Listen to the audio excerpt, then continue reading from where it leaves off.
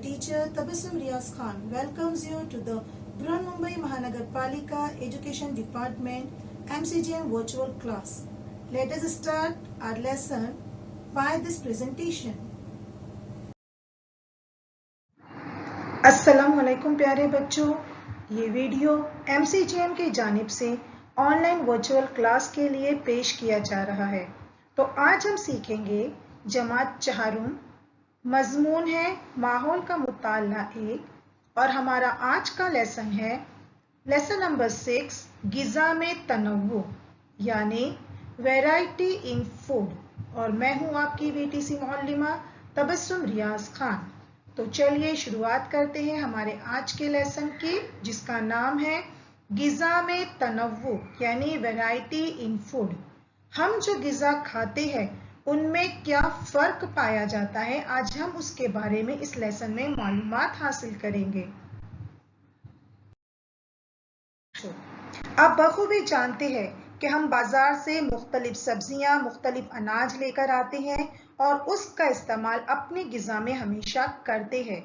लेकिन क्या हम जो भी चीजें लाते हैं हमेशा उससे एक ही चीज बनाते हैं? नहीं।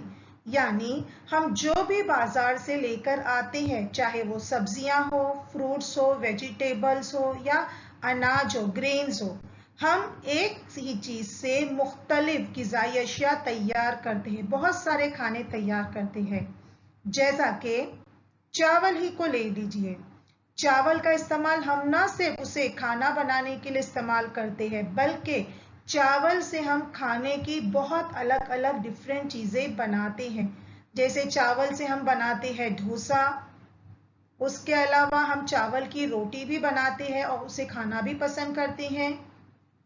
उसके अलावा चावल से हम बनाते हैं इडली, मोदक, है ना। और हम चावल को दाल चावल, बिरयानी, पुलाव वगैरह बनाने के लिए भी इस्तेमाल करते हैं। यानी हम बाजार से जो भी चीजें लाते हैं तो उससे एक चीज से हम कई अशिया तैयार करते हैं।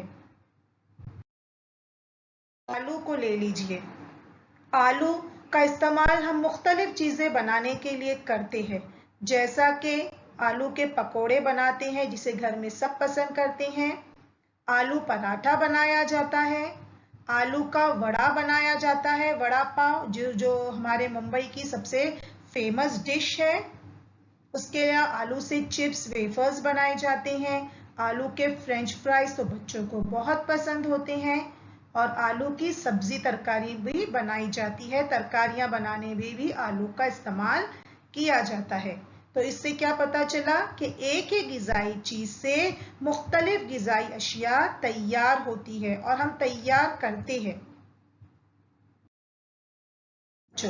अब हम देखेंगे कि हमारे मुल्क की मुख्तलिफ ग़िज़ाई अशिया में फ़र्क पाया जाता है। यानी हमारे मुल्क में तमाम रीजन्स के जितने भी उनकी ग़िज़ा होती है सब में फ़र्क पाया जाता है। हर एक रीजन की ग़िज़ा अलग होती है। जैसे कि आप कोकन को ले लीजिए, कोकन चूंकि कोस्टल रीजन है, साहिली इलाका है, इसीलिए वहां पर आम, काजू, कटहल यानी जैक फ्रूट और नारियल की पैदावार बहुत ज्यादा होती है।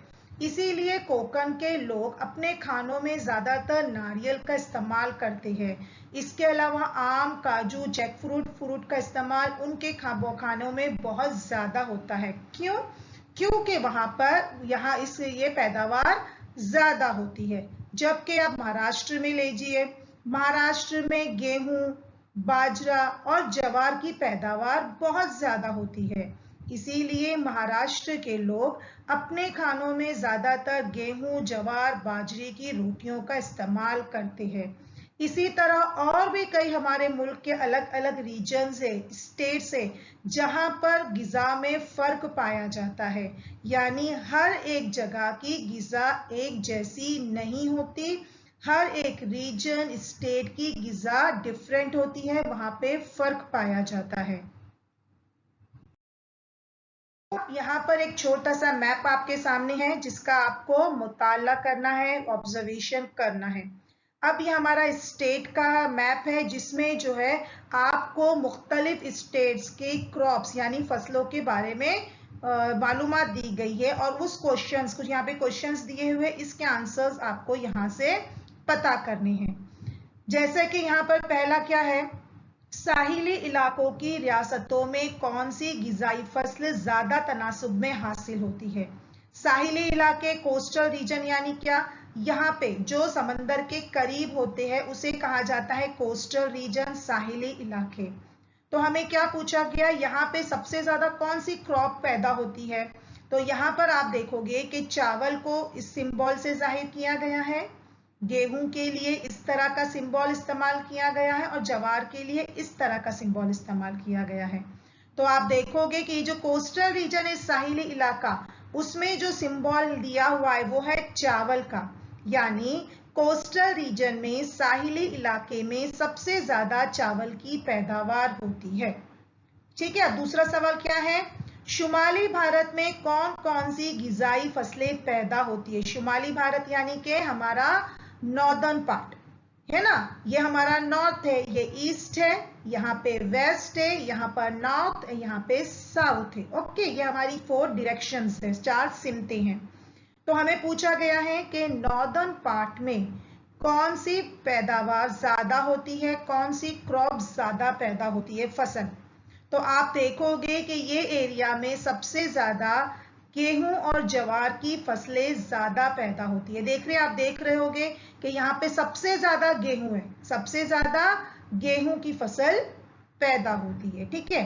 उसके बाद आप क्या, तीसरा सवाल है, वस्ती हिस्से में कौन से अहम गिजाई फसलें हासिल की जाती है। वस्ती हिस्सा यानी सेंट्रल पार्ट, जो इंडिया का सेंटर पार्ट है, बीच का हिस्सा, वहां पर आप देखोगे कि सबसे ज्यादा फसल जो है वो ज्वार की है।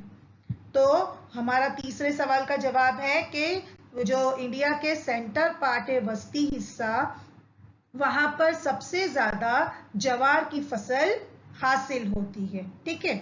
उसके बाद सवाल नंबर 4 है, भारत के जुनूबी हिस्से में चावल की फसल बड़े पैमाने पर होती है, इसकी क्या वजह हो सकती है। हमारा नॉर्दर्न पार्ट, साउदर्न पार्ट ये वाला है ना, जुनूबी हिस्सा, यहाँ पे हमने देखा कि चावल की पैदावार ज्यादा होती है। क्यों होती है, उसकी वजह क्या है, क्योंकि हमारे जो इंडिया का साउदर्न शुमाली हिस्सा ज्यादातर समंदरी हिस्सा है, ये हिस्सा साहिल के करीब है ना, कोस्टल रीजन है, इसीलिए यहाँ पर चावल की पैदावार ज्यादा होती है, क्योंकि चावल की पैदावार के लिए बहुत ज्यादा पानी की जरूरत होती है। तो आई होप स्टूडेंट आपको इस नक्शे को आसानी से पढ़ने में काफी आसानी हुई होगी और आप इस नक्शे के बारे में मुकम्मल मालूमात हासिल कर लिए होंगे। तो चलिए फिर बढ़ते हैं आगे हम। बच्चों, अब हम जो है इंडिया को स्टेट के हिसाब जो है डिवाइड किया गया, इंडिया को डिवाइड किया गया है अलग अलग हिस्सों में। जैसे कि इसके जितने भी ऊपर के स्टेट्स है उनको हम कहते हैं शुमाली हिस्सा। ये जो है शुमाली हिस्सा यानी कि इंडिया का नॉर्दर्न पार्ट है। तो यहाँ पे जितने भी स्टेट आए हैं ये सब इंडिया के जो है वो नॉर्दर्न पार्ट में आते हैं, शुमाली हिस्से में आते हैं। उसके बाद आता है इंडिया का वस्ती हिस्सा यानी सेंटर पार्ट। ये जितने भी यहाँ पे स्टेट्स है ये जो है इंडिया के सेंटर पार्ट में आते हैं, वस्ती हिस्से में आते हैं। उसके बाद तीसरा पार्ट आता है साहिली इलाका यानी कोस्टल रीजन। इंडिया के ये जो भी पार्ट्स है साउदर्न के, ये जो भी पार्ट्स है जो कोस्टल रीजन कहलाते हैं, कोस्टल रीजन में आते हैं क्योंकि ये समंदर के करीब वाक़ है। और उसके बाद चौथा आता है साउदर्न पार्ट यानी कि जुनूबी हिस्सा। जो इंडिया के ये जो इलाके हैं जो जुनूब में है, साउदर्न पार्ट में आते हैं, उसको यहाँ पे डाला गया है। यानी इंडिया को अगर हम 4 हिस्सों में बांटते हैं, एक है नॉर्दर्न पार्ट, एक है सेंटर पार्ट, एक है कोस्टल रीजन और चौथा है साउदर्न पार्ट। तो यहाँ की तमाम की गिज़ा जो है वो अलग अलग होती है। अब ऐसा क्यों होता है, यहाँ की गिजाई जो है आदतों में फर्क क्यों होता है, गिजाई पैदावार में फर्क क्यों होता है, वो हम आगे देखते हैं। बच्चों, आप बखूबी जानते हैं कि हमारे यहाँ पर ज्यादातर जो है पेशा यानी ऑक्यूपेशन ज़राअत यानी खेती बाड़ी है, और खेती बाड़ी जो है बारिश के पानी पे मुनहसर होती है। और हर जगह बारिश एक जैसी नहीं होती, कहीं पे बारिश बहुत ज्यादा होती है, कहीं पे कम, और कहीं पे औसत यानी ना कम ना ज्यादा बारिश होती है। तो जहाँ पे बारिश बहुत ज्यादा होती है उन इलाकों में नाचनी, चावल और नारियल की पैदावार सबसे ज्यादा होती है। फॉर एग्जाम्पल आप कोकन को ही लीजिए। कोकन क्योंकि साहिली इलाका है, कोस्टल रीजन है, तो कोकन में ज्यादातर नारियल, चावल और नाचनी की पैदावार ज्यादा होती है। तो वहां के लोगों की गिजा में भी ज्यादातर इन्हीं का शुमार होता है। जबकि औसत बारिश वाले इलाके जहां पे बारिश औसतन होती है, ना कम ना ज्यादा, वहां के इलाकों में ज्यादातर सोयाबीन, तूर दाल और गेहूं की पैदावार होती है। तो इंडिया में जो इलाके हैं जहां पे बारिश औसतन होती है, ना कम ना ज्यादा, वहां के लोगों की गिजा में ज्यादातर गेहूं, तूर दाल और सोयाबीन का शुमार होता है, क्योंकि वहां पर इनकी फसलें ज्यादा पैदा होती है। उसी के साथ साथ जो कम बारिश वाले इलाके हैं जहां पे बारिश बहुत ही कम होती है, वहां पर मटकी, बाजरा और ज्वार की पैदावार ज्यादा होती है। तो वहां के इलाके के लोगों में ज्यादातर इन्हीं फसलों का गिजा में इन्हीं फसलों का शुमार होता है। जैसे कि हमने देखा कि फसलों की पैदावार के लिए बारिश कितनी जरूरी है, उसी तरह फसलों के अच्छे होने के लिए मुनासिब धूप, अच्छे बीजों का होना और साथ ही साथ जमीन का जरखेज होना भी जरूरी है। तो हमने देखा कि हमारे मुल्क में मौसम के लिहाज से अनाज और सब्जी तरकारियों में फर्क नजर आता है, और यही फर्क हमें हमारे मुल्क के मुख्तलिफ हिस्सों के लोगों की गिज़ाओं में भी नजर आता है। फ्रूट के मुतालिक मालूमात हासिल करते हैं। बच्चों, आप बाजार तो जाते होंगे, बाजार में आपने फ्रूट्स की दुकान भी देखी होगी। फ्रूट्स की दुकान पर आपने बहुत सारे अलग अलग टाइप के किस्मों के फ्रूट्स भी देखे होंगे। इनमें से कुछ फ्रूट्स ऐसे होते हैं जो हमें सिर्फ गर्मी के मौसम में देखने को मिलते हैं, कुछ फ्रूट्स ऐसे हैं जो हमें सिर्फ सर्दी के मौसम में देखने को मिलते हैं, कुछ सिर्फ हमें बारिश के मौसम में देखने को मिलते हैं, और कुछ फ्रूट्स ऐसे हैं जो हमें साल भर नजर आते हैं। तो ऐसा क्यों होता है? फलों की दस्तयाबी मौसमों के लिहाज से कम या ज्यादा होती है, यानी कि कौन से फ्रूट हमें कब मिलते हैं ये ज्यादातर मौसम पे डिपेंड होता है। सर्दी के मौसम के फ्रूट जो है हमें सर्दी के मौसम में ही मिलते हैं, बारिश में जो है पैदावार ज्यादा जिनकी होती है वो फ्रूट हमें बारिश में ही नजर आते हैं। जैसा कि आपकी टेक्स्ट बुक में एक छोटा सा कॉलम दिया गया है, गर्मा, बरसात और सरमा। तो यहाँ पर आपको बहुत सारे फ्रूट्स की तस्वीर नजर आ रही है। आपको क्या करना है, इसमें से जो फ्रूट गर्मी में आपको नजर आते हैं वो आप गर्मा के कॉलम में लिखोगे समर सीजन में, जो बारिश के मौसम में नजर आते हैं वो आप बारिश के यानी बरसात के कॉलम में लिखोगे, और जो फ्रूट्स आपको सरमा में यानी विंटर सीजन में नजर आते हैं उन फ्रूट्स के नाम आप मौसम सरमा यानी कि इस कॉलम में लिखोगे। जैसे यहाँ पे फ्रूट्स है, इसमें तरबूज हो गया, आम हो गया, जो है जैक फ्रूट हो गया, ये फ्रूट ज्यादातर जो है गर्मी के समर सीजन में नजर आते हैं, तो आप समर सीजन में इनके नाम लिखोगे। इसके अलावा जो फ्रूट्स है जैसे कि लीची है, जामुन है, ये फ्रूट आपको है ना, लीची, जामुन हो गया, एप्पल्स है, ऑरेंजेस हो गए, ये फ्रूट ज्यादातर बारिश में नजर आते हैं, तो आप बरसात में इसके नाम लिखोगे। उसके अलावा दूसरे फ्रूट्स है जैसे स्ट्रॉबेरी है, ग्रेप्स है, एप्पल्स है, ये फ्रूट्स आपको सर्दी के मौसम में ज्यादा दिखाई देते हैं, तो आप इनके नाम सर्दी के मौसम में लिखोगे। तो ये छोटी सी एक्सरसाइज आपकी टेक्स्ट बुक में है, आप इसको जरूर कीजिए। चलिए बढ़ते हैं आगे। जी हाँ, अब यहाँ पे आपकी किताब में एक छोटा सा आपको एक्सरसाइज दी गई है। आपको क्या करना है, यहाँ पे सामने आपको मैप नजर आ रहा है और यहाँ पे एक कॉलम बना हुआ है। आपको क्या करना है, इस मैप में अलग अलग स्टेट्स में खाई जाने वाली जो फेमस डिशेज है उनके नाम लिखे गए हैं।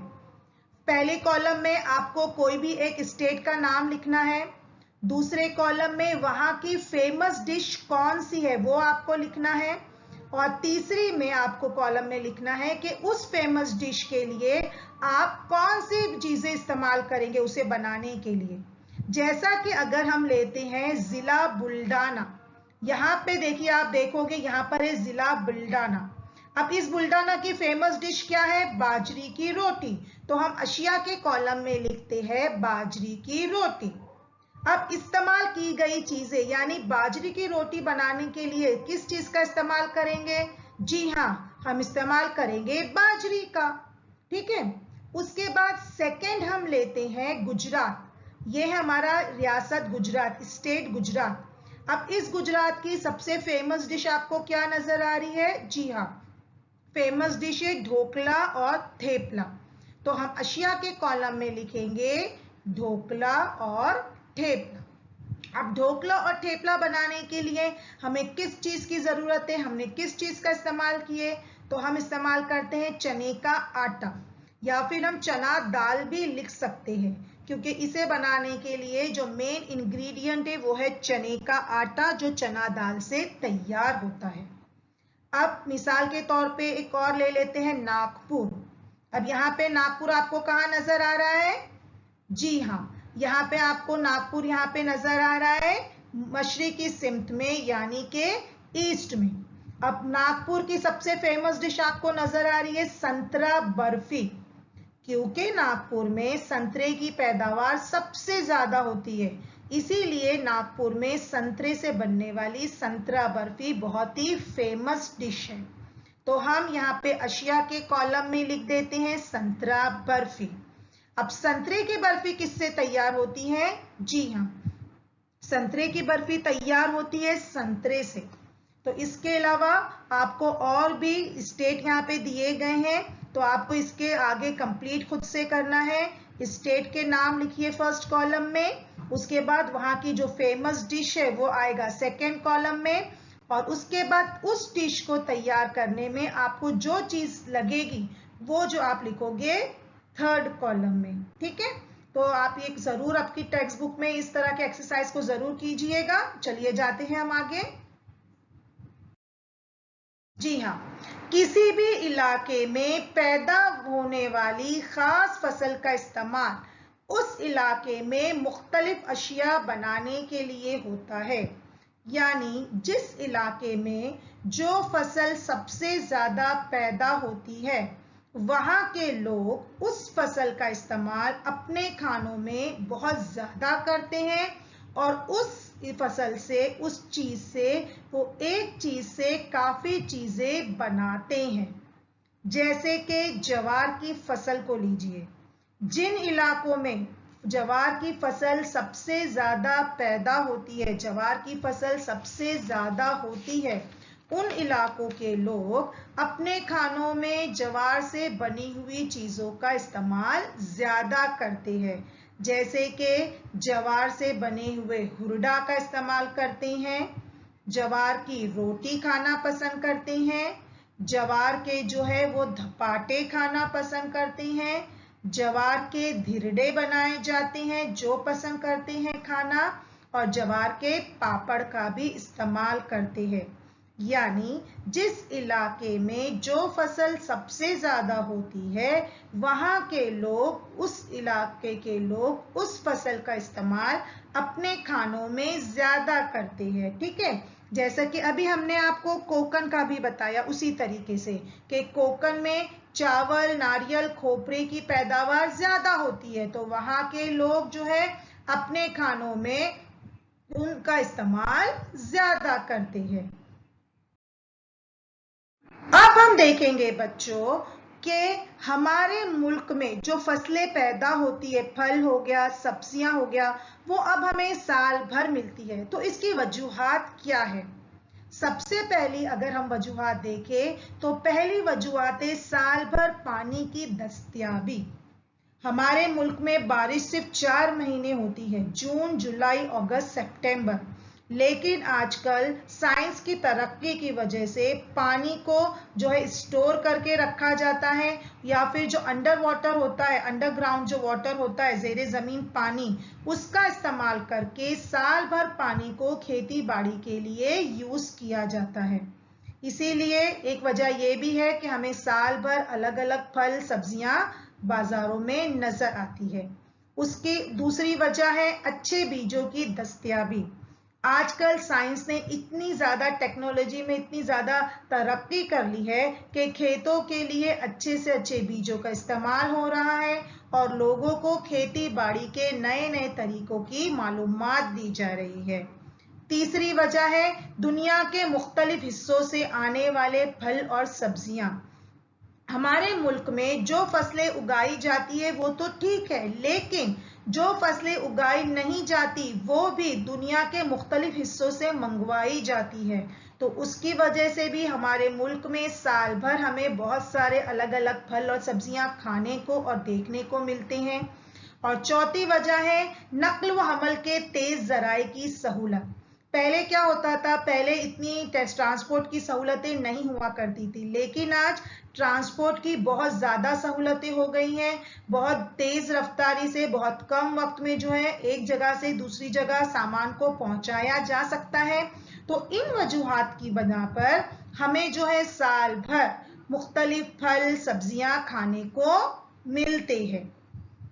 उसके बाद हम देखेंगे कि कौन सी फसलें उगाई जाए, इसका इन्हिसार इलाके के मौसम, मिट्टी, पानी और हमारी ज़रूरतों पर होता है ना, कि हमारे इलाके में किस किस्म की मिट्टी है, बारिश का क्या हिसाब है, बारिश ज़्यादा है, कम है या औसतन बारिश है, मौसम कैसा है और हमारी वहाँ की ज़रूरतें क्या है, उस हिसाब से उस इलाके में फसल उगाई जाती है, मौसम, मिट्टी, पानी के और हमारी ज़रूरतों के हिसाब से।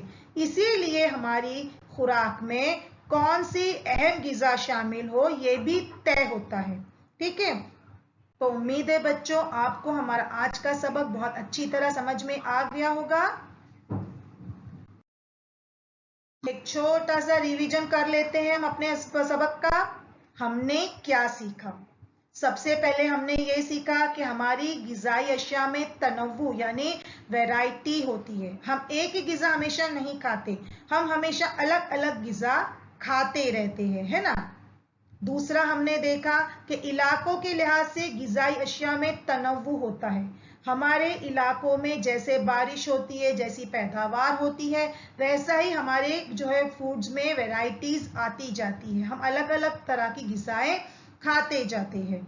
उसके बाद हमने देखा कि मौसम के लिहाज से भी अनाज, फलों और सब्जियों की दस्तयाबी होती है। जिस इलाके में जैसा मौसम होगा वहाँ पे वो पैदावार ज़्यादा उगती है और वहाँ के लोगों की ग़िज़ा में उसका शुमार ज़्यादा होता है।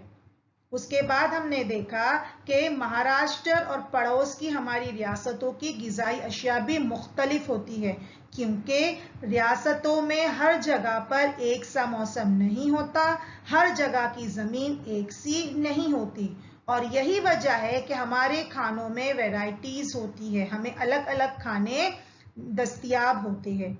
तो आई होप स्टूडेंट आपको सबक समझ में आया होगा। तो आपको क्या करना है, होमवर्क के तौर पर इसकी टेक्स्ट बुक में इस सबक के जितने भी मश्की सवालात थे आप उसको अपनी कॉपी में उसके जवाबात लिखोगे और अपनी टीचर को बताओगे। के लिए इतना ही, इंशाल्लाह मिलेंगे अगले सेशन में। तब तक के लिए अल्लाह हाफिज, थैंक यू। बच्चों आज हमने जो कुछ भी सीखा है आपको बहुत अच्छी तरह समझ में आ गया होगा। तो इंशाल्लाह हम अगली बार एक नए सब लेसन के साथ मिलेंगे। आपको जो होमवर्क दिया गया है आप उसे अच्छी तरह कीजिए। तब तक के लिए अल्लाह हाफिज।